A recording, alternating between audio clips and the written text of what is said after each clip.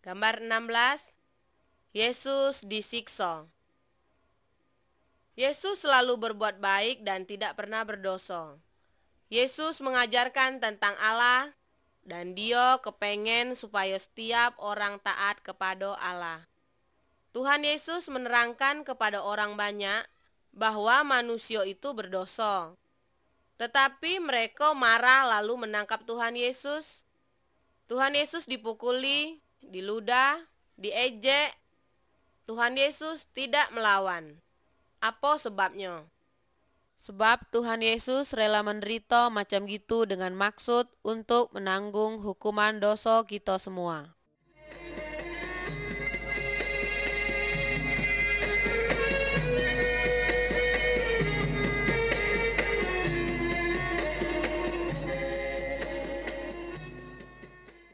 Gambar 17, Yesus disalib.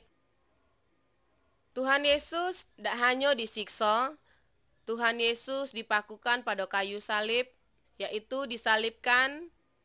Tetapi Allah menyatakan bahwa kematian Tuhan Yesus itu adalah korban karena dosa kita.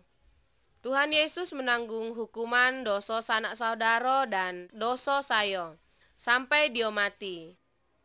Kalau kita mengaku dosa kita dan percaya kepada Tuhan Yesus, kita akan diselamatkan.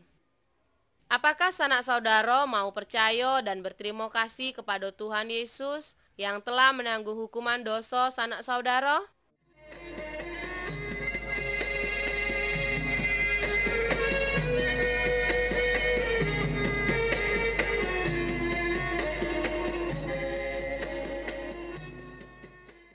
Gambar 18.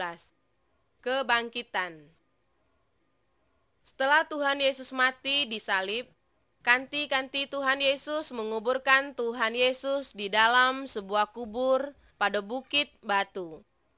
Lalu pintu kubur itu ditutup dengan batu besar. 3 hari kemudian, Maria dan kanti-kantinya tiba ke kubur. Tetapi Tuhan Yesus sudah tidak ada. Yang ada hanya malaikat. Kata malaikat itu, Tuhan Yesus tidak ada di sini.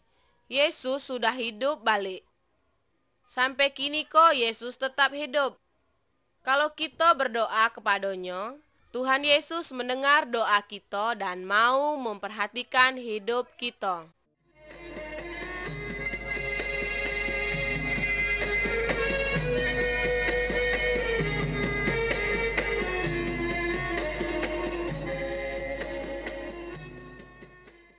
Gambar 19, Thomas. Sudah Tuhan Yesus bangkit dari kematian, banyak orang nengok dia dan bercakap dengan dia. Seorang dari muridnya yang bernama Thomas tidak ada waktu Tuhan Yesus tiba, sehingga ia tidak percaya bahwa Yesus sudah hidup balik. Lalu Thomas berkata, "Sebelum aku nengok luka bekas paku pada tangannya, aku tidak percaya bahwa dia sudah bangkit." Kemudian Tuhan Yesus tiba kepada Thomas dan menengokkan bekas lukanya. Thomas baru percaya bahwa Yesus sudah bangkit balik karena dia sudah nengok. Tetapi Tuhan Yesus menghendaki supaya kita percaya kepadanya walaupun kita belum nengok dia dengan mata kita dewek.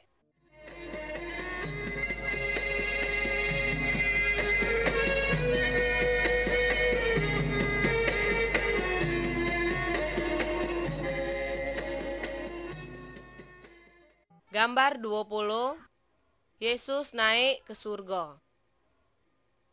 40 hari setelah Tuhan Yesus bangkit, dia mengajak murid-muridnya ke sebuah bukit. Kata Yesus kepada mereka, "Kini aku akan naik ke surga. Setelah aku pergi, kamu harus memberitakan tentang aku kepada segala orang. Jelaskanlah bahwa aku pernah disalibkan untuk menanggung hukuman dosa mereka. Dan setiap orang yang percaya kepadaku, dosanya diampuni. Kaget dia boleh tinggal bersama aku di surga." Lalu murid-muridnya nengok Tuhan Yesus terangkat naik ke surga. Kemudian dua malaikat datang berkata kepada murid-murid Tuhan Yesus. Pada suatu hari kage, Tuhan Yesus nak datang balik. Tuhan Yesus akan mengangkat segala orang yang percaya kepadanya pulang ke surga. Maukah sanak saudara percaya kepada Tuhan Yesus supaya kage dapat ke surga?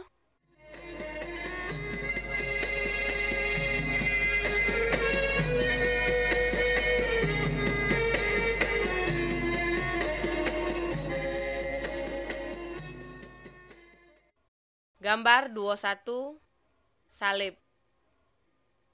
Salib mengingatkan kita akan kasih Tuhan Yesus. Tuhan Yesus tidak berdosa, walaupun demikian dia rela disiksa dan mati di salib untuk menanggung hukuman dosa kita, dosa sanak saudara dan dosa saya. Setelah mati, Tuhan Yesus bangkit balik dan tinggal di surga. Kini dia selalu bersedia menolong orang yang percaya kepadanya. Jika kita mengakui dosa kita dan percaya kepada Tuhan Yesus, maka dosa kita dihapuskan. Kage kita dapat tinggal bersama Allah di surga.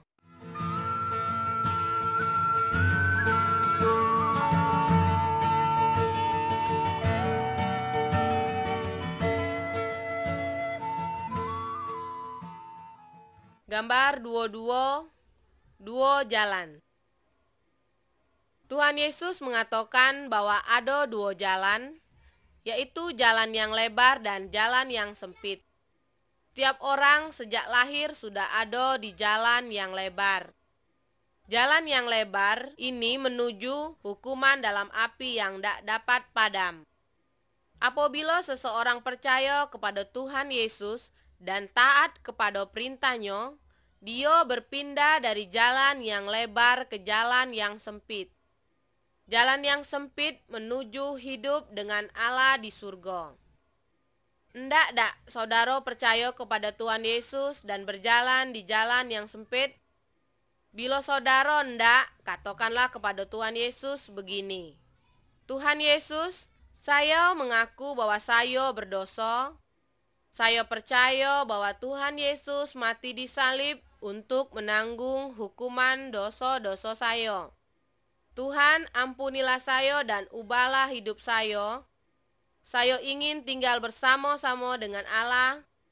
Terima kasih Yesus. Amin.